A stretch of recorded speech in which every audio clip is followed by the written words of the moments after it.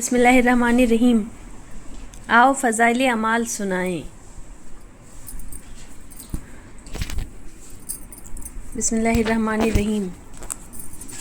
حضرت عمار رضی اللہ عنہ اور ان کے والدین کا ذکر۔ حضرت عمار رضی اللہ عنہ اور ان کے ماں باپ کو بھی سخت سے سخت تکلیفیں پہنچائی گئیں۔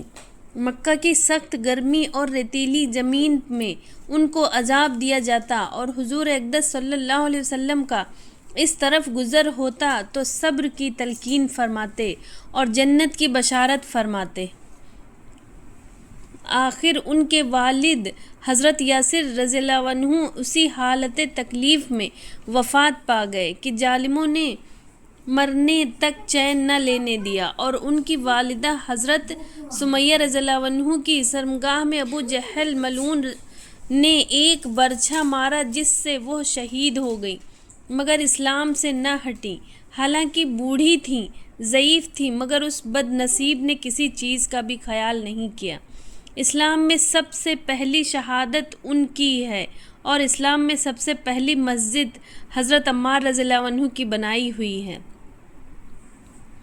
جب حضور اقدس صلی اللہ علیہ وسلم ہجرت فرما کر مدینہ تشریف لے گئے تو حضرت عمار رضی اللہ عنہ نے کہا کہ حضور صلی اللہ علیہ وسلم کے لیے ایک مکان سایہ کا بنانا چاہیے جس میں تشریف رکھا کریں، دوپہر کو آرام فرما لیا کریں اور نماز بھی سائے میں پڑھ سکیں۔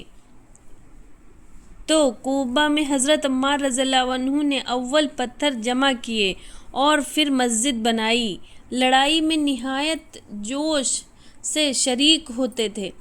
ایک مرتبہ مزے میں آ کر کہنے لگے کہ اب جا کر دوستوں سے ملیں گے، محمد صلی اللہ علیہ وسلم اور ان کی جماعت سے ملیں گے۔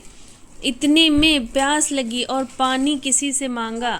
اس نے دودھ سامنے کیا، اس کو پیا اور پی کر کہنے لگے کہ میں نے حضور اقدس صلی اللہ علیہ وسلم سے سنا کہ تو دنیا میں سب سے آخری چیز دودھ پیے گا، اس کے بعد شہید ہو گئے۔ اس وقت 94 برس کی عمر تھی، بعض نے 1 سال کم بتلائی ہے۔ حضرت صہیب رضی اللہ عنہ کا اسلام۔ حضرت صہیب رضی اللہ عنہ بھی حضرت عمار رضی اللہ عنہ ہی کے ساتھ مسلمان ہوئے۔ نبی اکرم صلی اللہ علیہ وسلم حضرت ارقم صحابی رضی اللہ عنہ کے مکان پر تشریف فرما تھے کہ یہ دونوں حضرات علیحدہ حاضر خدمت ہوئے اور مکان کے دروازے پر دونوں اتفاقیہ اکٹھے ہو گئے۔ ہر ایک نے دوسرے کی غرض معلوم کی تو ایک ہی غرض یعنی اسلام لانا اور حضور اقدس صلی اللہ علیہ وسلم کے فیض سے مستفید ہونا دونوں کا مقصود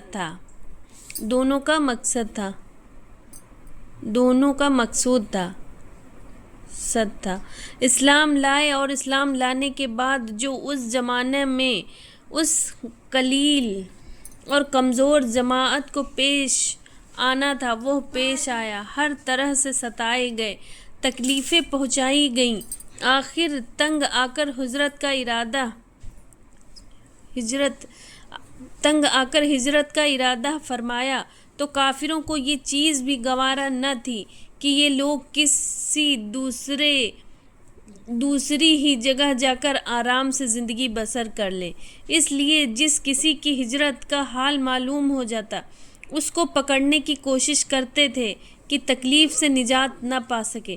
چنانچہ ان کا بھی پیچھا کیا گیا اور ایک جماعت ان کو پکڑنے کے لیے گئی۔ انہوں نے اپنا ترکش سنبھالا جس میں تیر تھے اور ان لوگوں سے کہا، دیکھو تمہیں معلوم ہے کہ میں تم سب سے زیادہ تیر انداز ہوں، اتنے ایک بھی تیر میرے پاس باقی رہے گا تم لوگ مجھ تک نہیں آ سکو گے، اور جب ایک بھی تیر نہ رہے گا تو میں اپنی تلوار سے مقابلہ کروں گا، یہاں تک کہ تلوار بھی میرے ہاتھ میں نہ رہے۔ اس کے بعد جو تم سے ہو سکے کرنا۔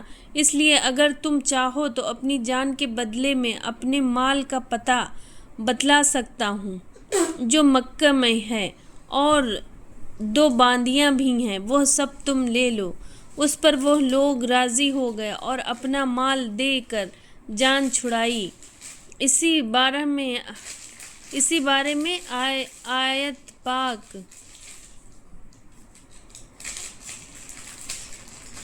سورہ بقرہ میں یہ آیت نازل ہوئی۔ ترجمہ: بعض لوگ ایسے ہیں جو اللہ کی رضا کے واسطے اپنی جان کو خرید لیتے ہیں اور اللہ تعالیٰ بندوں پر مہربان ہے۔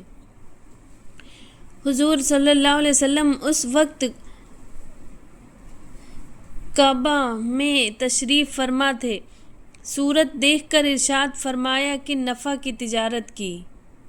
کعبہ میں تشریف فرما تھے۔ صورت دیکھ کر ارشاد فرمایا کہ نفع کی تجارت کی۔ صہیب رضی اللہ عنہ کہتے ہیں کہ حضور اقدس صلی اللہ علیہ وسلم اس وقت کھجور نوش فرما رہے تھے اور میری آنکھ دکھ رہی تھی۔ میں بھی ساتھ کھانے لگا۔ حضور صلی اللہ علیہ وسلم نے فرمایا کہ آنکھ تو دکھ رہی ہے اور کھجوریں کھاتے ہو؟ میں نے عرض کیا کہ حضور صلی اللہ علیہ وسلم اس آنکھ کی طرف سے کھاتا ہوں جو تندرست ہے۔ حضور صلی اللہ علیہ وسلم یہ جواب سن کر ہنس پڑے۔ حضرت صہیب رضی اللہ عنہ بڑے ہی خرچ کرنے والے تھے، حتیٰ کہ حضرت عمر رضی اللہ عنہ نے ان سے فرمایا کہ تم فضول خرچی کرتے ہو۔ انہوں نے عرض کیا کہ ناحق کہیں خرچ نہیں کرتا۔ حضرت عمر رضی اللہ عنہ کا جب وصال ہونے لگا تو انہی کو جنازہ کی نماز پڑھانے کی وصیت فرمائی تھی۔